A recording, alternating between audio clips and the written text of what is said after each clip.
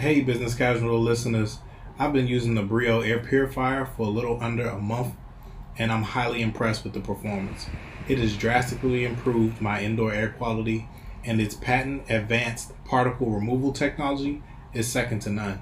It's also incredibly convenient to use and maintain, making it an ideal choice for anyone looking to improve their home air quality. I've noticed a few cool things so far. You can feel the air becoming clean. It dries out the air a bit, so using this with a humidifier would be ideal for those who like to retain some moisture in the air.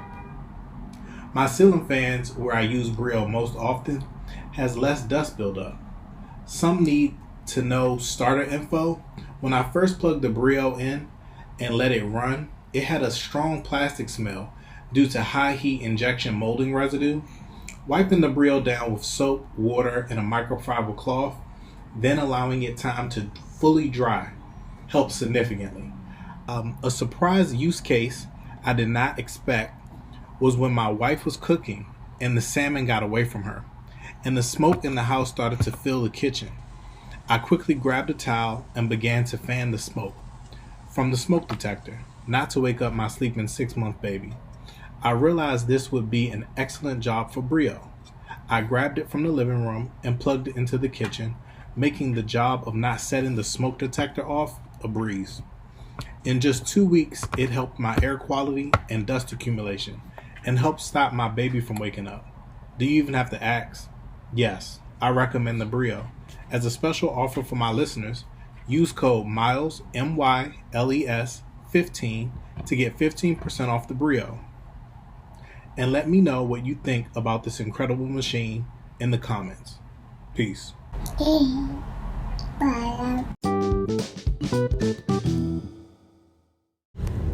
Yo, welcome back to Business Casual. I'm your host, Miles Brown. Today's topic is in referring to aspirations. So one thing that I've realized very early on when I was young was that I really enjoyed testifying. That was one of the things in the church that I truly enjoyed. I loved it. Somebody, I got something to testify. And they tell a good thing, something amazing that happened to them, or something bad that the Lord saved them from, something that had good news attached to it. And I really enjoyed it. And as time went on, testifying, people stopped testifying of the good that the Lord had done. And I didn't realize that the door had been closed by the devil on that. I thought, okay, some people get carried away, they testify. But what was really going on spiritually that there was a lot of jealous people that didn't like hearing good news about what was going on in other people's families, and it rubbed them the wrong way. And because it's church, you think everybody is here, being naive when you're young. Everybody's here to get the same thing, a breakthrough from the Lord. But no, some people like wallowing in misery. Some people like complaining. Some people like coming to a place just to vent. And venting is quite necessary. But just as bad as the world makes it seem like, you just need to vent sometimes. You need to just get it out. You need to just vent. Sometimes it bubbles up in you so bad that you just want to tell what's good going on. Because obviously we see all of the bad. I just watched the Abba and Preach YouTube clip of some crazy man over in Germany, American man, threw an Asian graduate student who had just graduated, basically, threw her off of a freaking bridge because he didn't want to sleep with them. She got rid of, was like, nah, I don't want your sexual advances. I'm good. So he throws her from a freaking 165, I don't know if it was in kilometers because it was over in Germany, high bridge. And when they pan down to see that person thrown off the edge,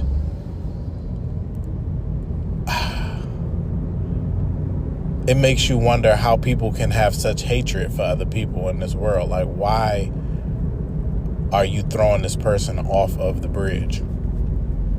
But truthfully, if you could see what people were doing to you mentally in their minds as they are listening to you talk about how good the Lord has been for you in your life, you will see just how common that demon of murder is. Murder is very, very prevalent in our society. We have a bloodlust in America. We love to see things shot. We love to see things mutilated. Like, just check any subscription TV provider like HBO Max. I think they just Max now. You check out Apple TV. You check out any Quentin Tarantino movie, and you'll realize very quickly the terror in somebody's eyes is excitement to another person. They want to see you as scared and as terrified and as petrified as you possibly can as they rip the last breath from your body. And an evil like that can only exist in a hater. Hate has to be present for somebody who's moving that sick. And of course, there's other things that can make people murder, obviously. But hate, that's one of the murder's most used emotion, if you ask me.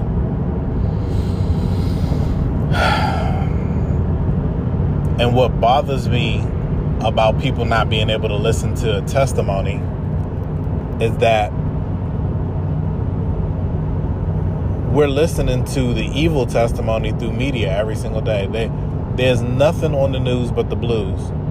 These people don't talk about anything positive because positive does not sell.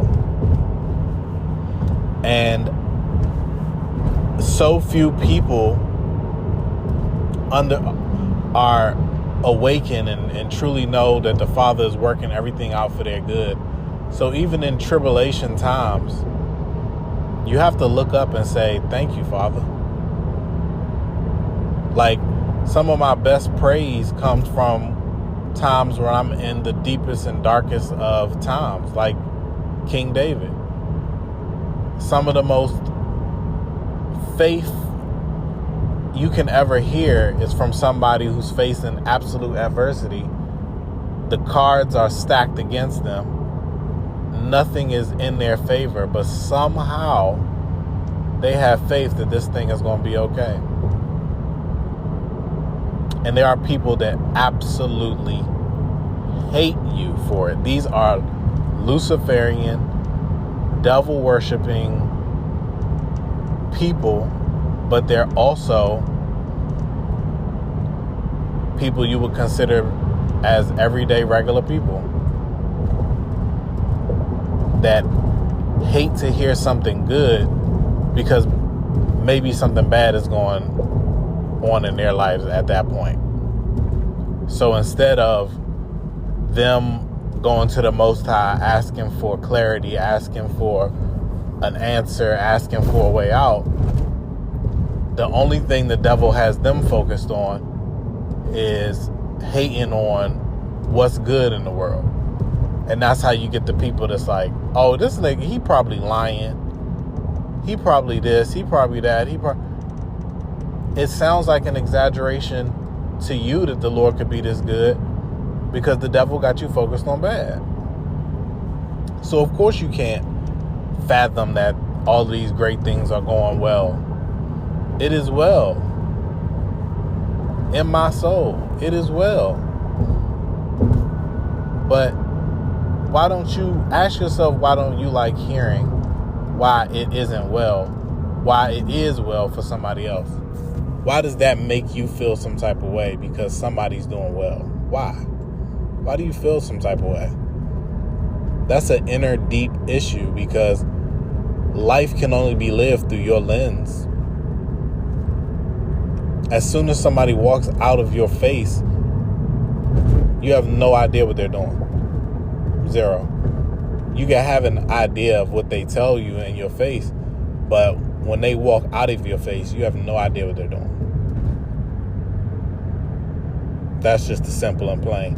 And the only time you can judge somebody's character is over time. People can tell you anything in the moment, but over time, you will actually see who that person really is.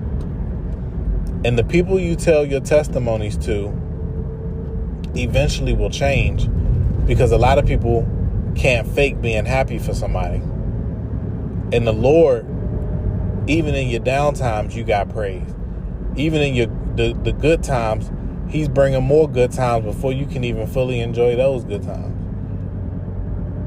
And in the down times, you got so much faith that everything is going to turn around, because the good was so good at one point that you around here looking like Job. And you looking like Job because Job got double for his trouble. He lost everything, got it back twice as much the next time. Wife turned on him, kids dead, money funny. Everything you could think of that you could throw at Job, the Lord said, nah, it is well. This is just the season. I'm showing the devil what my folks is made out of. And a lot of times the devil that the Lord is trying to show are other people. And the devil is using them and manipulating them to do his bidding and his work, because he's whispered in their eyes, in their ears, and showed them things on TV and said, if you just do it this way and go against the Most High, you can at least for 1 second have pleasure. And that pleasure is so fleeting, and it doesn't fill you up, and there's nothing real behind that instant piece of pleasure. And when you see somebody walk past with joy, joy is like spiritual gold. Somebody just handing you bricks and bricks of gold. That's what joy is like in the spirit realm. And the Lord is depositing joy to his people. But the devil, he's depositing cryptocurrency. Here today, gone tomorrow. Big hit today, ain't moved in weeks. But the Lord, he's dropping off a tangible asset.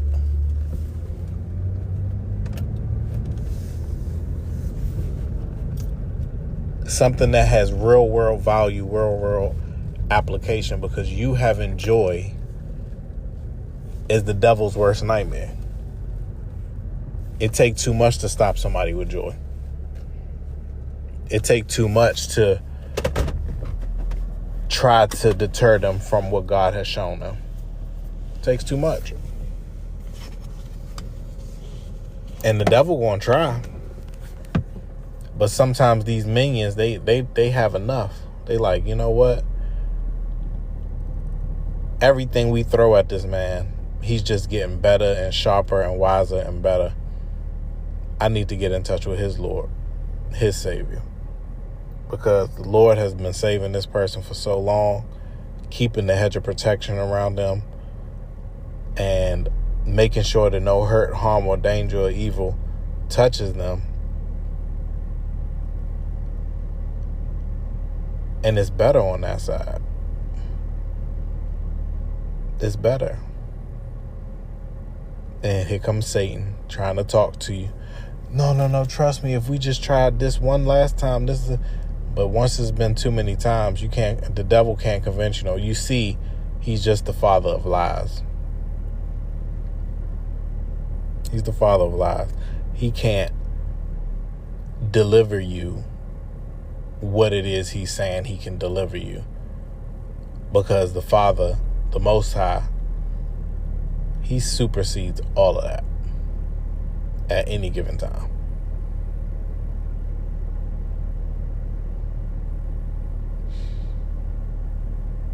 And you really have to watch, because I've learned this in my life. Watch who you testify to. Watch who you tell what's good is going on. Watch them very closely and see what type of person that is. Some people are genuinely happy for you, and you can tell genuine. And some people are fake happy. Some people could care less.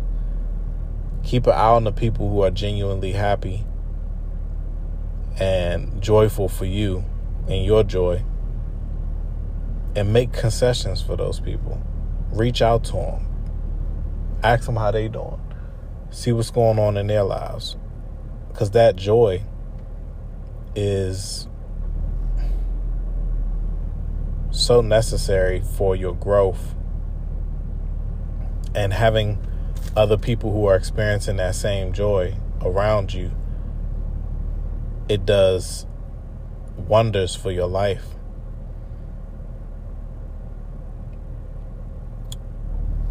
Until next time, I'm your host, Miles Brown.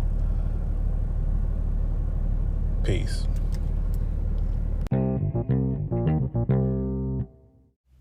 Hey guys, do you like to save? Well, I think saving is one of the best things you can do to jumpstart new projects and things like that. And one of the best things I suggest is saving on autopilot. So if you follow my link, there's a Acorns app link, and it's a cool little investment folio where you can like take $5 a week out of your bank account and transfer it to this account, and it literally invested into the stock market on autopilot for you. And I suggest putting in a 5, 10, maybe even $15 a week, and just allow that to grow, and set a calendar point of when to check it and check your account. Because, when you save, you want to be able to save and not think about it every single day. So once you set that auto transfer directly on the app to your bank account, I would just, from that point, set a time to look at it. And I would say look at it every 6 months or something like that, 6 to 12 months, and see how that money adds up. And tell me what you think about it. Follow the link. You can sign up today and get like $5 instantly. And then, like I said, just do an auto $5 or $10. Sell a calendar invite to yourself to check your Acorns account. Let's say 6 months to a year from now, and kind of see what you got in there, and tell a friend. Peace.